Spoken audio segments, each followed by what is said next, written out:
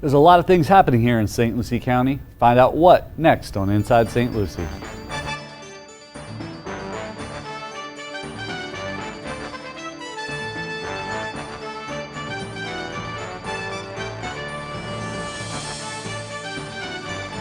Hello and welcome to this edition of Inside St. Lucie, St. Lucie County's Government Affairs Show. I'm your host, Eric Gill, Communications Director for St. Lucie County. And on today's show, we'll sit down and talk with St. Lucie County Commissioner Larry Leet, who represents District 2, about a variety of topics from future development to the budget. But before we meet our guest, here's some upcoming events from the Board of County Commissioners. St. Lucie County Commissioners will hold budget hearings on Thursday, September 7th and Thursday, September 21st at 6 p.m. in the Roger Poitras Administration Annex of the County Building located at 2300 Virginia Avenue, Fort Pierce. St. Lucie County's Parks and Recreation staff will host a Get to Know Your Pickleball game at the Fenn Center starting September 11th for all skill levels. These 4-week sessions run through the fall, and the cost is $30 per class. For more information, call the park staff at 772-462-1521. In recognition of World Rabies Day, St. Lucie County's Animal Safety Division will host the second annual drive-through rabies vaccination event at the St. Lucie County Fairgrounds on Saturday, September 30th from 8 a.m. to noon. This free event is for residents in the unincorporated areas of St. Lucie County and $10 for residents in the city limits of Fort Pierce and Port St. Lucie. However, pre-registration is required.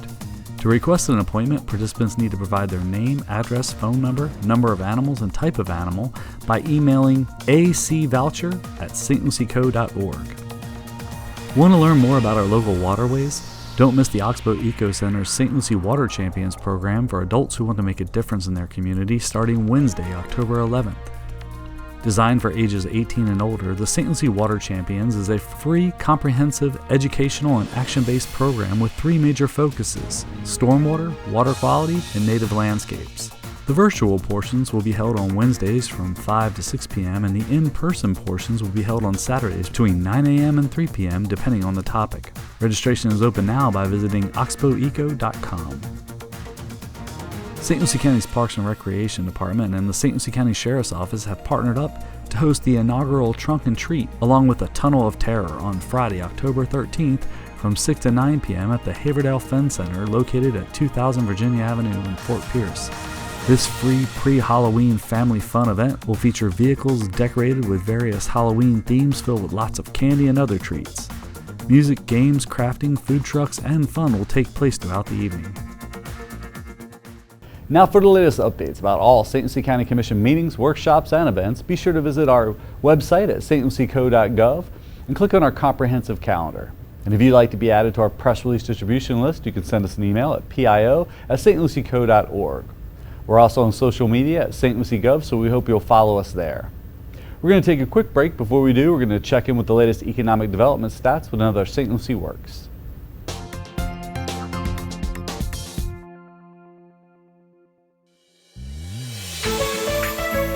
St. Lucie County's tourism revenue decreased by 6% for June compared to the same time last year. Roughly 21% of the revenue came from private vacation rentals, while 79% of the stays were from traditional commercial properties.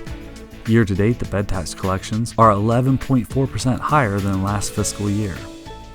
Overall building permit activity in unincorporated St. Lucie County increased by 45% in June, with 1,800 permits submitted, an increase of 31% over the same month 1 year ago. According to the Florida Realtors Association, the median home sale price in St. Lucie County in June was $390,000, a 2% decrease from last year, while condo values dropped by 11% with the median price at $280,950. St. Lucie County's unemployment increased slightly in June to 3.6% compared to May's 3.1%. Statewide, the unemployment rate was 3%. The largest increase in the labor force in the Treasure Coast was in education and health services, followed by professional business services and leisure and hospitality.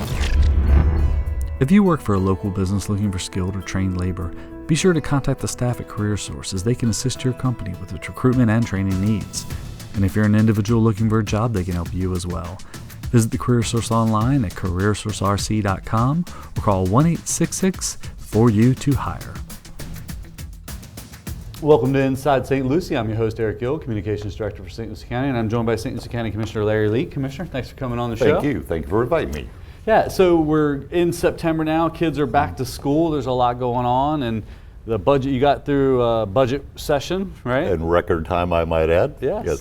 And some of the highlights, we lowered the millage rate, adding some additional services for people. I know we're looking to do some additional transit. We were able to, because my wife was money looking around. Yes. Yeah, my wife was looking at the trim notice, which came in the mail. So residents that don't know, the truth in millage notice, which comes from the property appraiser's office, breaks down all the taxing districts. County commissioners are only responsible for about 36% of the total bill. So look at it and see what jurisdiction when those budget hearings are, and ours are this month in September, the first and third Thursday of the month. But let's talk a little bit with kids back in school. And a program you've been involved with, the local technology planning team. Yes, I am the chair of that local committee through the American Rescue Plan. President Biden put out the broadband initiative, and actually yesterday and today, which I'm not sure if that's going to be aired or not, but the Comcast Essential Internet Essentials? Internet Essentials is happening over at the Fenn Center, and what that is roughly $2.4 million put into the program to help with the less fortunate, financially speaking, to get internet, and obviously if they can't get internet, they probably don't have a laptop, and so they are also paying for laptops for these people.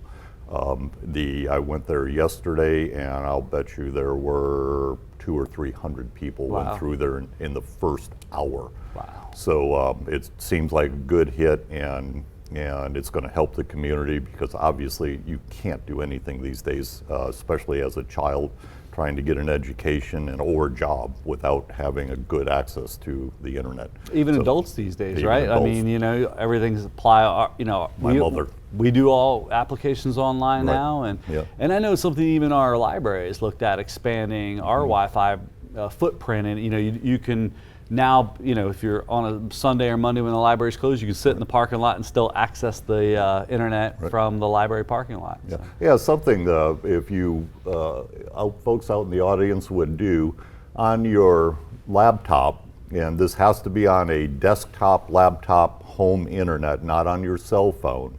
Download the app called TestIt, T-E-S-T-I-T, and that will signal a map of the entire state of Florida and show the state where we are weak on the internet.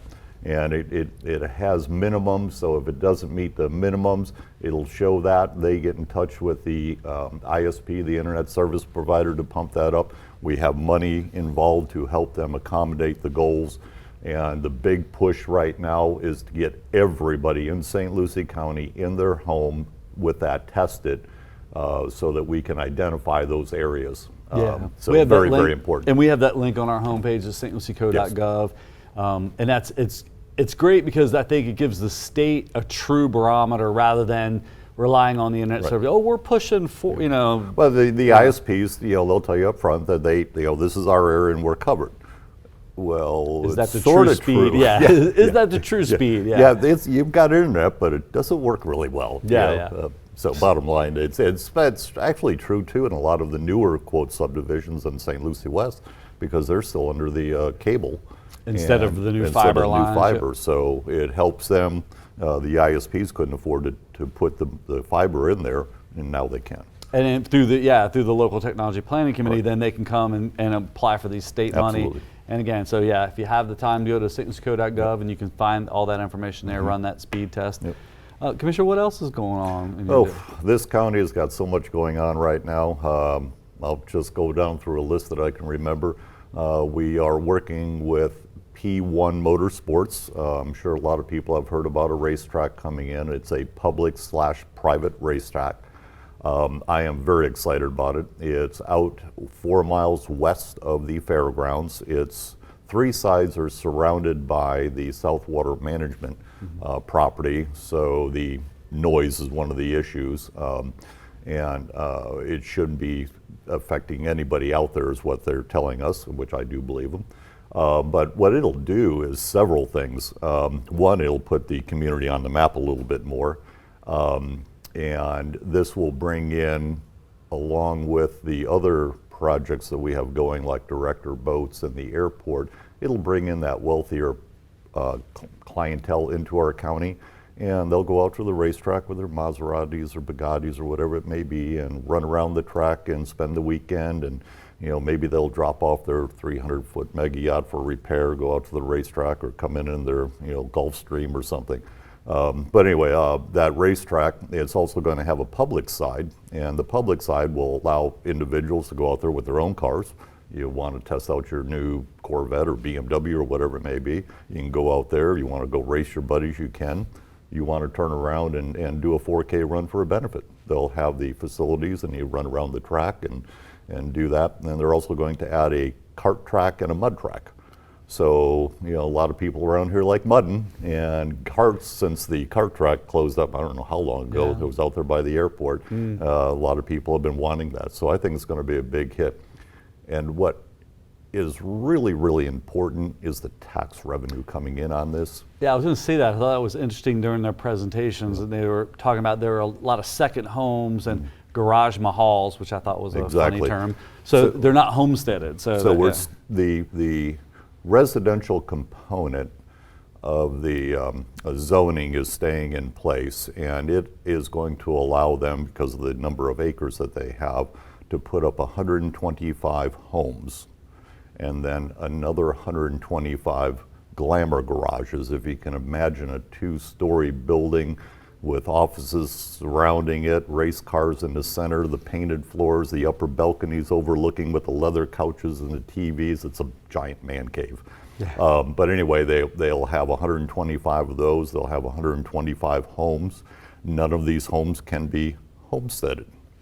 So the tax revenue coming in on those homes, those people will come down here, they'll spend the weekend, the day, whatever it may be, and they'll have a restaurant there. They'll visit our restaurants and spend their money here and leave. Yeah. And it'll bring in, up in New York currently, they are raking in approximately $100 million in revenue, and the difference between New York and here is they have more homes on our track than they do up there. They did not see that as a selling feature, and it actually is a huge selling feature. Yeah, so, and in better weather, right? You can race year-round. And although it might be kind of hot in the summertime, but cars have air conditioning, right?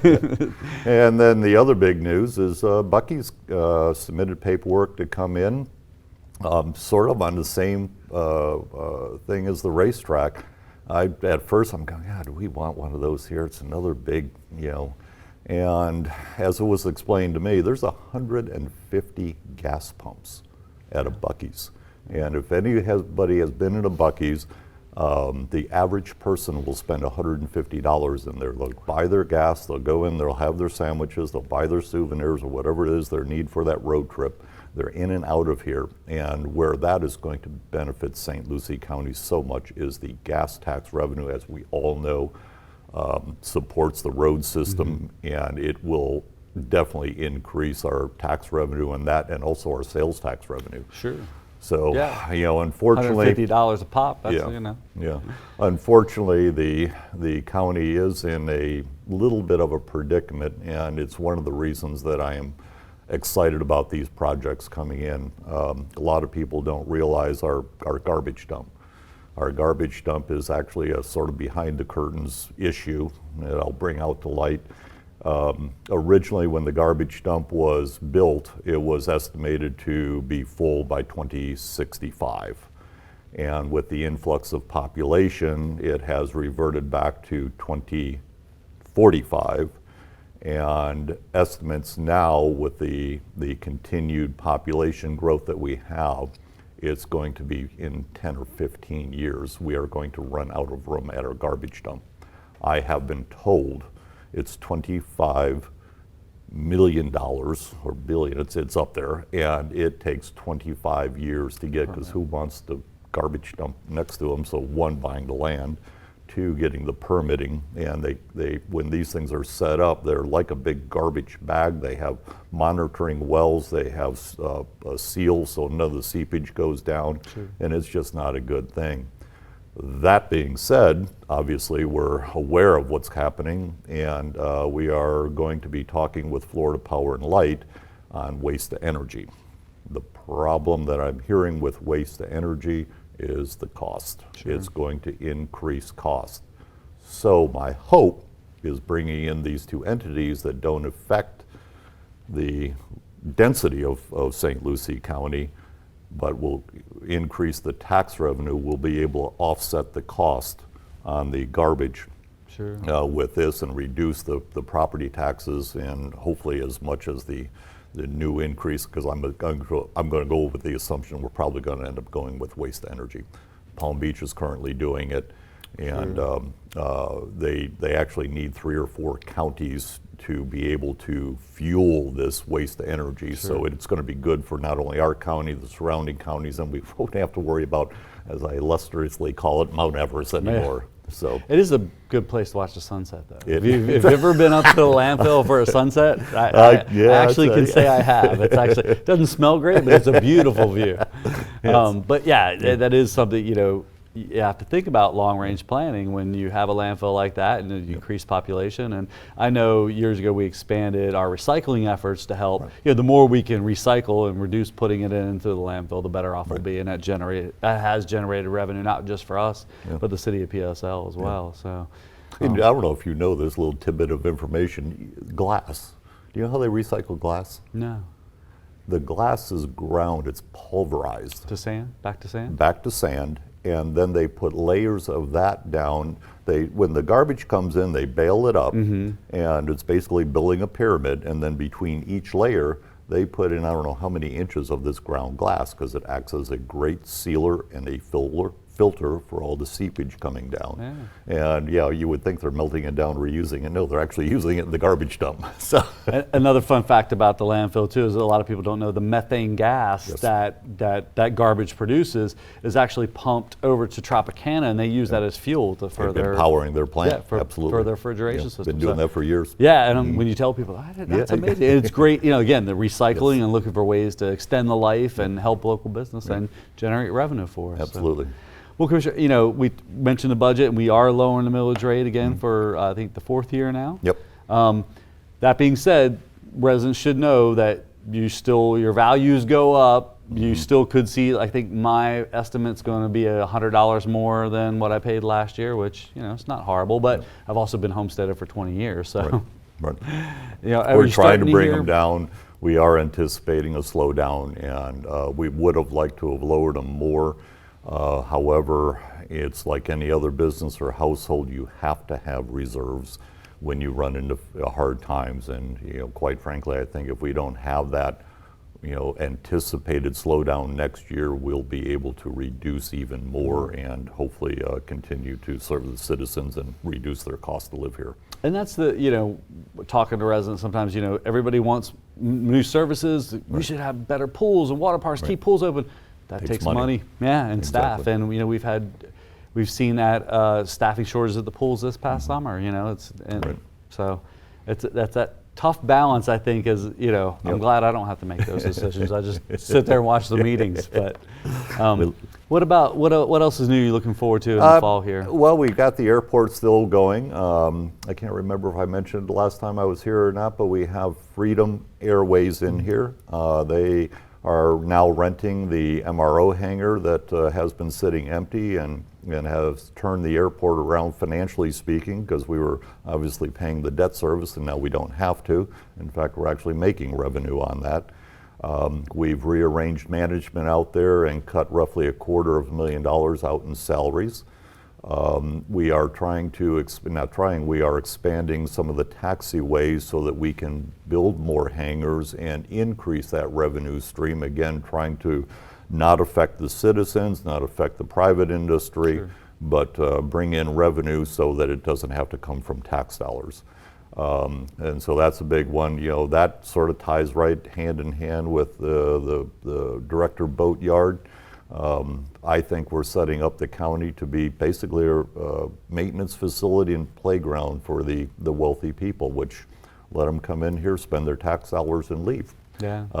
It's good for them, it's good for us, it employs people. The airport typically will pay $25,000 more than the average income.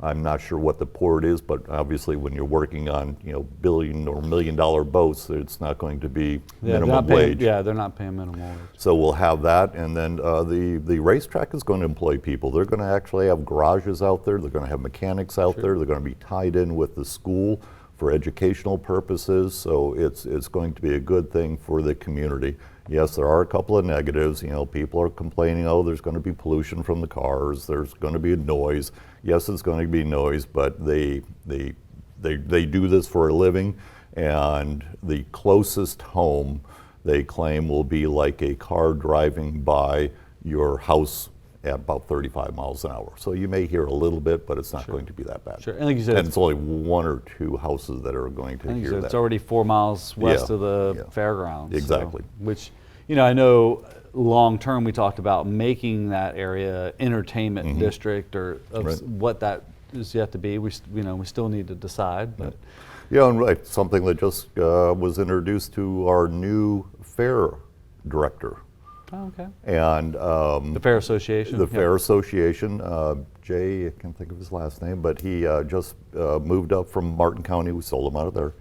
And this gentleman has a whole bag of tricks for the fair and ideas that he would love to bring into this county. And one of them that got my attention is the Bush family. The Bush family would like to put their name on a amphitheater, like the one down in Palm Beach. Yeah. And we have purchased additional land at the fairground where we could possibly do that. Which sort of leads me into one of my closing statements. I went to the Southern Eagle yesterday for a ribbon cutting, and talking with Philip Bush, who is now running his father's company. They had to put their expansion plans on hold, and it's because of the Bud Light issue. So what I'm asking the citizens of St. Lucie County to do is sort of ignore the plea from the nation to boycott Bud Light. The Bush family has put in over $700,000 into this county. They are very supportive in this area. They have put over $200,000 in food. They have put $500,000 into the Boys and Girls Club. They are very involved in the community. They help us out, and I'm just asking the citizens to help them out. We can let the rest of the country boycott them and prove their point, but here in St. Lucie County, let's get behind the Bush family. Let's get the Budweiser light sales back up. Let's get the expansion. And the more money we make them, maybe we'll end up with a little auditorium out there on the fairgrounds. Who knows? Well, Commissioner, anything else you want to mention before we wrap up the show? That's pretty much it. All right. Well, thanks for coming on. Thank you. Appreciate it. Don't go anywhere. We're going to take a quick break. Before we do, we're going to wrap up the show with another look at some public works projects taking place in the county. The Public Works Department continues to serve the citizens of St. Lucie County with a solid, dependable infrastructure program. Construction of a new sidewalk on Bell Avenue between 25th Street and Sunrise Boulevard has commenced. Once complete, the new sidewalk will be 6 feet wide and 2,000 feet long to help residents easily gain access to existing pedestrian and bike facilities on 25th Street. The goal of the project is to provide the public an alternative means of access to walkable destinations in the area. The new sidewalk will also create a safe route for students to walk or bike to nearby schools. For more information about St. Lucie County infrastructure projects, visit stlucieco.gov. We hope you've enjoyed this edition of Inside St. Lucie, and we hope you'll tune in again next month. If you have topics or subjects you'd like to see covered here on the program relating to St. Lucie County government, give us a call at 772-462-1791 or send us an email at pio@stlucieco.org. And if you'd like to see previously aired episodes of this or other SLC TV programs, check out our YouTube channel at youtube.com/stluciegov. I'm Eric Gill, for myself and the staff. Thanks for watching.